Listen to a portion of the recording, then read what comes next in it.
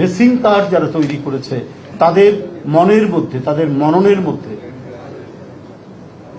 যে স্বপ্ন রয়েছে, সেই স্বপ্ন যদি বাস্তবায়ন হয় তাহলেই এই দেশ সমৃদ্ধশালী। প্রথমে শিক্ষকদের প্রচুর প্রশিক্ষণ রয়েছে, যে শিক্ষকরা ছাত্রদেরকে উদ্বুদ্ধ করতে পারে জ্ঞান চর্চার ক্ষেত্রে, বিজ্ঞান চর্চার ক্ষেত্রে, সাহিত্য চর্চার ক্ষেত্রে। এই জাতিকে আধুনিক বিশ্বে একটি অন্যতম জাতিতে পরিণত করার কারিগর প্রথম পদক্ষেপ তারা নিয়েছে। আজকে যদি সত্যিকার অর্থেই সেই শিক্ষার পরিবেশ থাকত, সত্যিকার অর্থেই এখানে প্রকৃত শিক্ষক যে জ্ঞান বিজ্ঞানের চর্চা করত, সে তার ছাত্রদেরকে সেভাবে গড়ে তুলত। এবং এই যে আজকে এখানে আমি এই ইউনিভার্সিটির ছেলেদের যে মননশীলতা এবং তাদের যে উদ্যম, তাদের যে এগিয়ে যাওয়া, তাদের যে আকাঙ্ক্ষা আমি আজকে দেখতে পেলাম, সেটা আরো সারা দেশ থেকে ছড়িয়ে যায়। আমরা দেখছি যে চট্টগ্রাম জেলার একটি প্রত্যন্ত অঞ্চলে, সেখানে মানে নদী পার হয়ে, ধান ক্ষেত পার হয়ে এবং বন্যায় ডুবে থাকা ধান ক্ষেত পার হয়ে একটি বাসায় গেলাম। সেখানে দেখি ওই টিনের ঘরের মধ্যে সে একটা ল্যাবরেটরি বানিয়ে সে ড্রোন বানাচ্ছে। রুম্মন সহ আমরা সবাই সেখানে গেলাম, লোহাগড়া একটা উপজেলা। এই প্রতিভাগুলোকে অনুসন্ধান করে, এটাও কিন্তু আমাদের ভারপ্রাপ্ত চেয়ারম্যান তিনি প্রথম এই সংবাদটি পান এবং আমাদেরকে সেখানে পাঠান। তো আমার বিশ্বাস যে আজকে আমরা যদি সত্যিকার অর্থেই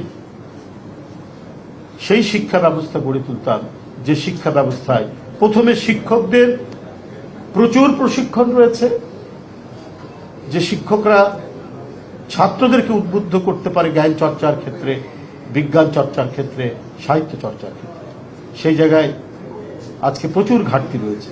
আজকে প্রশিক্ষণের সুযোগ সেখানে সৃষ্টি হয় না, শুধু লোক দেখানো কিছু কাজ করা হয়েছে।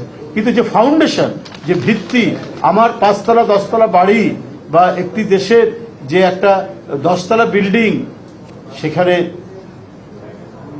সেই বিল্ডিংটা দাঁড়াবে যে ভিত্তির উপর, আমি যদি সেই ভিত্তিটা যদি কাঁচা বাঁশের কাঁচা বাঁশের রড বানিয়ে সেটাকে যদি আমি ব্যবহার করি, তাহলে সেই ভিত্তি কিন্তু আপনার সেই ভিত্তির উপর দাঁড়ানো বিল্ডিং কিন্তু হুড়মুড় করে পড়ে একবারই ধ্বংস হয়ে যাবে। সেই মানে প্রচেষ্টাটাই গত 15-16 বছর ধরে হয়েছে। কিন্তু আমরা ব্যক্তিগতভাবে আমরা অত্যন্ত আনন্দিত, আমরা বিএনপি পরিবারের সাথে যারা যুক্ত, আমরা যারা বিএনপি করি, যে এই সমস্ত বিষয়ের দিকে এক গভীর অন্তর্দৃষ্টি নিয়ে যিনি কাজ করছেন তিনি আমাদের ভারপ্রাপ্ত চেয়ারম্যান তারেক রহমান। প্রতিনিয়ত এগুলো তো প্রথম পাতায়ও লেখা থাকে না, এই কথা, এই যে প্রতিভার কথা, একটি স্কুল কলেজের একটি ছেলের তার অবদানের কথা হয়তো ভেতরের পাতায় অথবা একেবারেই শেষ পাতার আগের পাতায় নিচের দিকে ছোটভাবে হয়তো এই সংবাদটি আসে, কিন্তু এই সংবাদটিও তার দৃষ্টির বাইরে যায় না। সুতরাং আমরা একটি দুঃসহ পরিস্থিতি অতিক্রম করে এসেছি। আমরা এখন সেই স্বপ্ন পূরণ করতে হবে যে স্বপ্ন রয়েছে এই রেসিং কার যারা তৈরি করেছে তাদের মনের মধ্যে, তাদের মননের মধ্যে যে স্বপ্ন রয়েছে, সেই স্বপ্ন যদি বাস্তবায়ন হয় তাহলেই এই দেশ সমৃদ্ধশালী।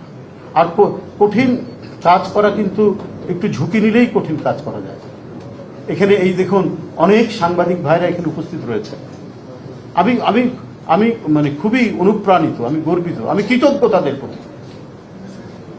এই যে যারা ইলেকট্রনিক্স মিডিয়া অথবা অনলাইন অথবা প্রিন্ট মিডিয়া, আমি এই জন্যই বলছি, এই দুইটার সাথে মেলাচ্ছি এই জন্য যে রাত্রি 1টা, 1:30, 2টার সময় বলেছি আমাদের যুবদলের এক ছেলে গুম হয়ে গেছে, তোমরা ভাই আসো যে কয়দিন পারো। তারা এসছে, যা বলেছি সাথে সাথে তারা অনলাইনে সেটা প্রচার করেছে, তারা টিভিতে স্ক্রল দিয়েছে, সেই ছেলেটা বেঁচে গেছে।